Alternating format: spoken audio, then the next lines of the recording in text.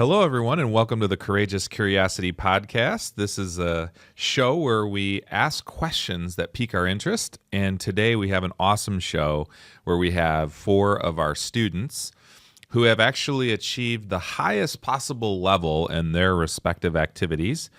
And so the question really is, what does it take to be a champion? And we have 4 champions here. Some of our incredible students that go to our school district, and it is really a pleasure to be with all 4 of you. So thank you all for being here. What we're going to do is we're going to start with giving each of you an opportunity to share a little bit about yourself, what you do. You're obviously here because you've won something. You've been a representative champion in something here in the state, and I want to let the audience hear from you on what that is. But maybe share a little bit about yourself, what you do. You're obviously this one thing doesn't define all that you are, but kind of why you're on the show. And then the other thing is, if you have plans, if you've committed to doing things outside of school, after school, beyond high school, and you want to talk about some of those plans, you can do that. But I think it'd be great for the audience to just hear a little bit about you and what you've done. And so, Alisa, we'll start with you, and then we'll kind of go around and share a little bit about yourself and your success. Okay. I'm Alisa Shiraishi. I'm a senior, and I was the state champion for beam this winter. I also do track in the spring as well, so I've done that for 4 years, but I did high school gymnastics for just 1 year, which was this past year. So this was your first year joining gymnastics, and you had no beam experience prior to that? No, I did club for 8 years. Okay. Yeah. This is your first time joining the high school team? Yep. Okay, that's awesome. And what are your plans? You're a senior. What are your plans next year for college or doing something else? Yeah, I'm going to Virginia Tech to study exercise and health science. Okay, that's awesome. Thanks for being with us. Yeah, of course. All right. Okay, I'm Lorelai Maisano, and this fall I was the state champion for diving, and I picked up diving freshman year after being a competitive gymnast my whole life. So, yeah. There's a lot of tie-in to those two sports. Yeah, they correlate really well, so it was a pretty easy switch going from gymnastics to diving. And you said you've been diving for how long here at Novi? Just since my freshman year. Okay, all right. And obviously you have a great coach. Yeah. You've had a great coach, right? Talk a little bit about what you plan to do post-high school. So I'm going to Cleveland State, and I'm diving there, and I plan to study nursing there as well. Oh, that's awesome. That's awesome. All right, we're coming over here.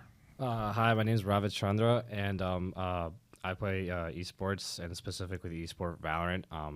We won state champions practically a month ago, and I also won Player of the Year in the state of Michigan, which means I'm the best player in the state. And so I've been playing video games for practically my whole life, but I've also been, ever since Valorant came out, I think it was around the COVID pandemic, so 2020, 2019-ish, that era. I've been playing since then and haven't stopped. That's awesome. And in esports, it's not, you were player of the year, but there's also, the team won the state championship in Valorant. And I think for people that aren't as familiar with esports, there are a variety of games, right? It's not, there's, different games, and then there's a title associated with each one. Yeah. And so how long have you said you've been playing video games your whole life. How long have you been doing esports for the school since it started, pretty much? Yeah, pretty much since it started. So pretty much I think since I was a freshman, but it was a lot less organized back then. I feel like this is the first year where we've got everything hammered down, where we got things actually up and running, and the organizations that we play for actually have their things up and running as well. So. Yeah, that's awesome. That's awesome. Thanks for being with us. Of course. All right, Uli. Hi, my name's Uli Fernsler. I'm a junior this year, pitcher for the varsity baseball team, and last year we won the state championship. Absolutely. It was a great game. You actually pitched in the final game. Yeah, I did. It was fun. That's a blast. Yeah. So all 4 of you are champions. You're here. And some of you, so on this side, you both were champions in individual sports, although I know gymnastics has a team of a component swimming has a team component, but you both are individual champions, right? You both won in team sports, right? So it took a team ultimately to get there. So I'm interested in kind of this conversation about what do you think is more challenging, to win in an individual sport, to win in a team sport? Is it just different? What kind of thoughts do you have on that? I think team sports probably harder to win with, just because, there's a lot more people, and it complicates things a lot more because everyone's got to be on the same page all the time. And I think in a lot of individual sports, you see a lot of back-to-back-to-back champions, but in a lot of team sports, it's really hard to do more than once or twice. Yeah, I've talked with state champions in wrestling, and I think like the sport of wrestling in general, right? You don't have anybody to blame. Like, it's kind of like you're out there, and if you lost, it's not like, well, you missed you had an error, or you missed the pass or whatever. There's nobody to blame but yourself. But in team sports, really, you have to have a real coordination. So it is different. So I can see both of those. What about you girls? Do you think team sports or individual sports? What do you think? I feel like I'm a little biased, but I think individual sports are a little bit harder, just because like you don't like have anyone to rely on, so you have to do everything on your own. And if you mess up, it's not like anyone can like pull it back for you. Yeah, you have to like be the one to bring it back for yourself. So yeah, and actually the question is intended to kind of like cage match it a little bit, because you're kind of on the individual sports, you're kind of on the team sports. But I do think they're different, and they're both really difficult. And you're right. So in an individual sport, you're really clawing for everything that you earn. You're on your own. You don't have anybody to really rely on and support you in that. But as a team sport, it takes everybody working as a unit, and that whole concept of teamwork is really important. So Ravit, I was interested in the game Valorant, which I think is like a lot of esports games, the components of team come out in ways that maybe people don't realize. So explain a little bit about how teamwork manifests itself in that type of a game. Well, I would say like teamwork in general in the game is like, first of all, Valorant on its own is already like a tough game because it's considered a quote unquote first person shooter. And usually those games that requires not only like hand-eye coordination. Obviously, I feel like pretty much all of our sports kind of use that in some sort of way, whether it be in large amounts or in small amounts. But hand-eye coordination, that's one thing. And also just like talking with your team and communicating with your team 24/7 practically, right? I think that's the major difference between like the whole team sport idea and the whole individual sport idea. If you basically like imagine this way, if you stop talking with your team, right, what are you supposed to do? Like, you don't even know what they're thinking, what you're thinking at the same time, and then you can't really like point being is like communication is so much key, especially in Valorant, I would say, just because like you don't really know where obviously enemy opponents are. You don't really know what is going to happen in certain situations, and that I feel like relies on the idea of like adaptability, like adapting to what the enemy does, but also making sure that your team is on the same page as you, because if they're not, then probably won't win. Yeah, and I think you guys are all wearing headsets. You have to communicate. You got to know, hey, this person's around this corner and all of that kind of stuff. So communication super important. And I think, Uli, for baseball, it's the same thing, right? I mean, you have to. I mean, when you watch a baseball game, when you listen to an esports match, you hear constant talking. So why do your coaches tell you to do that, and why is that important as well, like in baseball? I think a big part of it is just having focus. So if you're talking, you're always thinking about the game, so it's a lot easier not to mess up. And then bringing energy and talking is a big thing also, because when the dugout's quiet, it's a lot harder to hit. Like, there's no pressure on the other team. But when everyone starts talking, then the pitcher starts feeling pressure. He starts making mistakes, throwing balls and stuff like that. So that's a big part. Yeah, and if somebody throws the ball to the wrong base or something like that, and then you miss a double play opportunity, then you're put into a difficult situation, right? So there's all of these different team components to it, which is super awesome that you guys have been so successful in that. Alisa, I want to kind of ask a question about your experience, because you've spent a lot of time in club, as you talked about, but really school gymnastics is relatively new for you. So you spent a lot of time for that. So what made the high school, like participating for your school, kind of special to you, or kind of made it a little bit of a different experience than being in the club scene? So I came into high school gymnastics because it was just a low pressure way of doing something that I love. And I was mostly just there to have fun. I wasn't expecting much. So I don't know. It was different in a way where like the people as well. I loved my old teammates, but like there was a different environment in terms of like even all the schools besides Novi, and I got to know a lot of girls outside of Novi that are in their own gymnastics teams and coaches as well. It was very much tight-knit community, and I like that. That's awesome. And I think there's something cool about seeing you wear the Novi uniform too. I mean, it is different. And I know my kids they've played club sports, and it's a big deal. You're traveling a lot, you're doing that, but there is something I think about playing for the school where you go and your friends attend and all of that as well. So that's really awesome.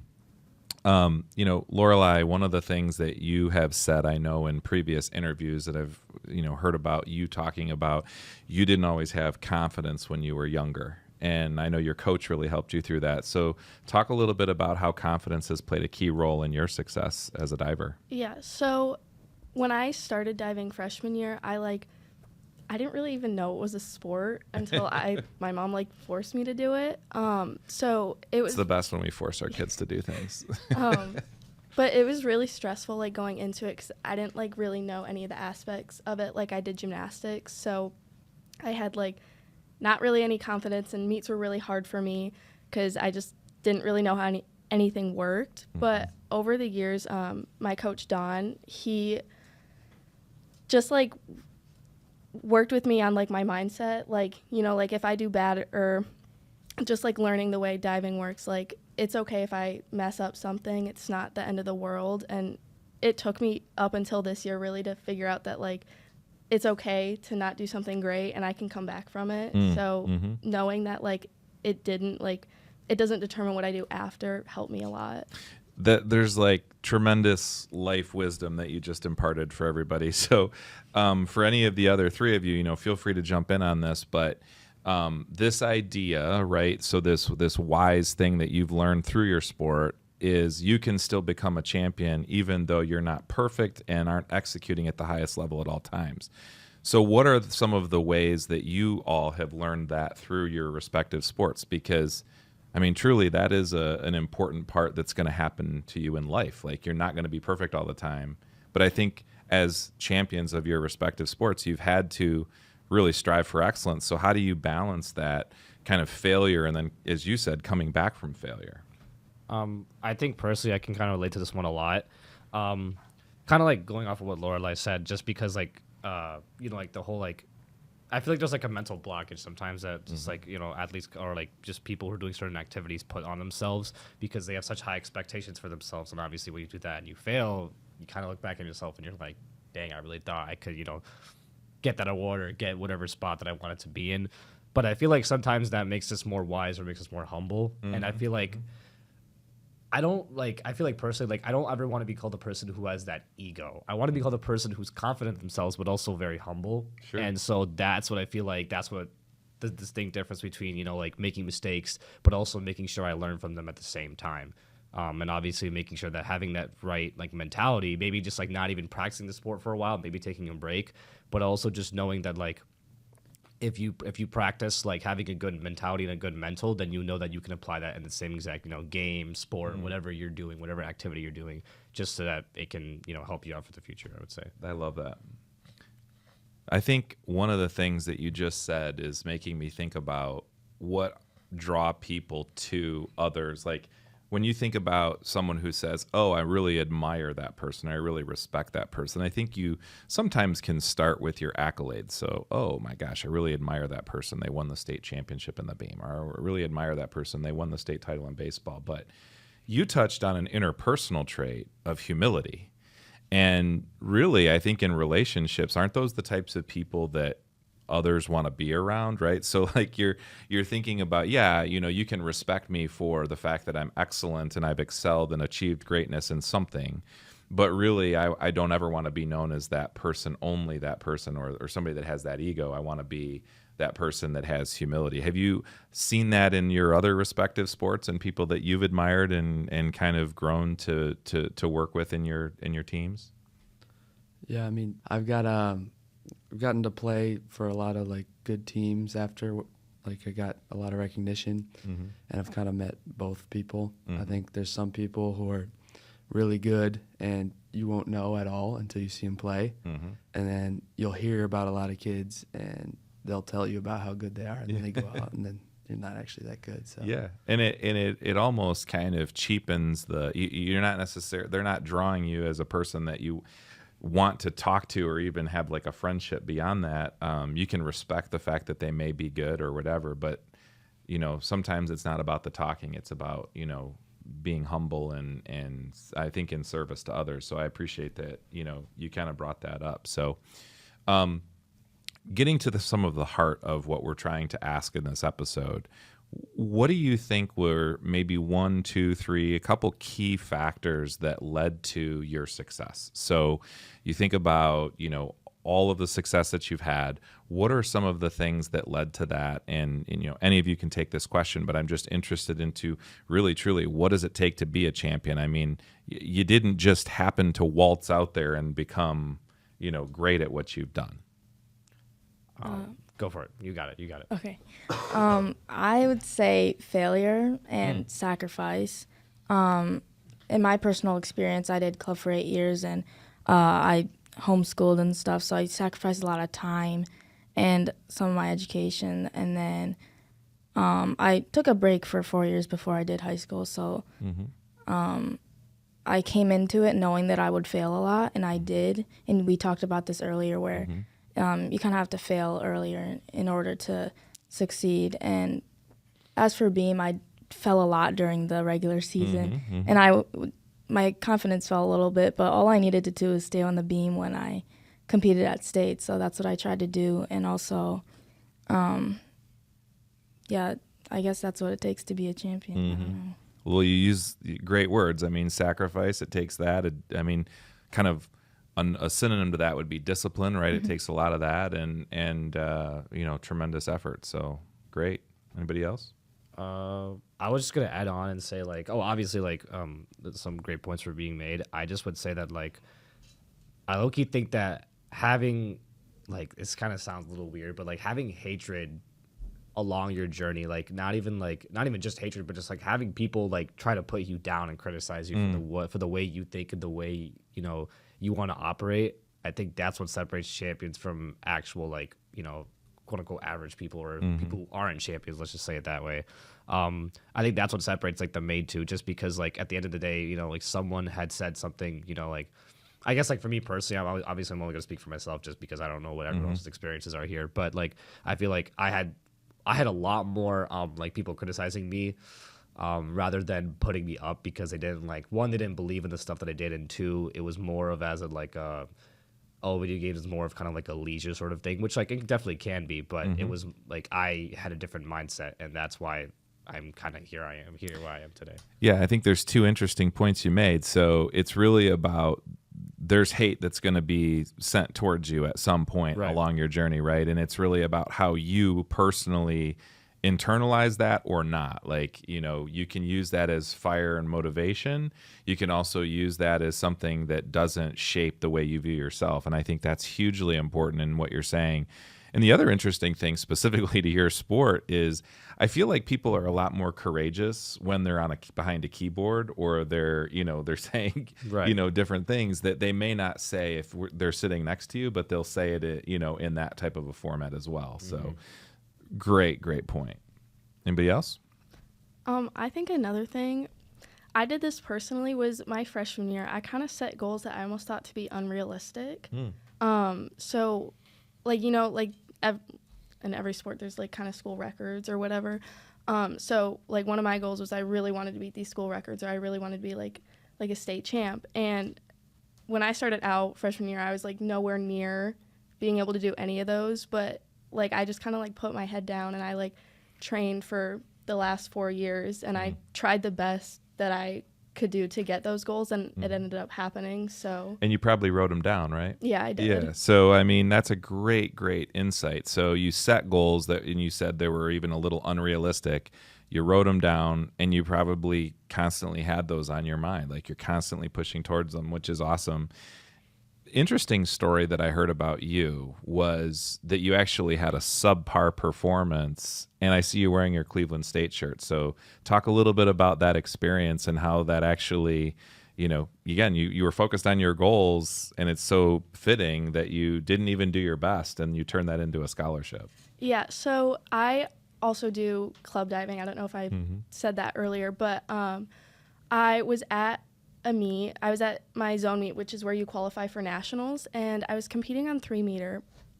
And I'd been training super hard like since my high school season ended, because right after high school I go right into club season. And so I had talked to the Cleveland State coach like a little bit, not too much, and I didn't really know much about the school, but I think it was the worst meet of my life. Like, I almost hit the board. Oh my goodness. And so when you fail a dive, you just get zeros. And I think I got like a total of 12 points on that dive, where I usually average like 45 to 50. Wow. So it was a really bad dive. And I just the dive right after, I just kind of gave up a little. Like, I still did it, but it wasn't like the best to any of my abilities. But after that, I was I only have 2 more dives, and they're pretty good for me. So I was I'm just going to go out there, put my all into it. Can't get any worse than this.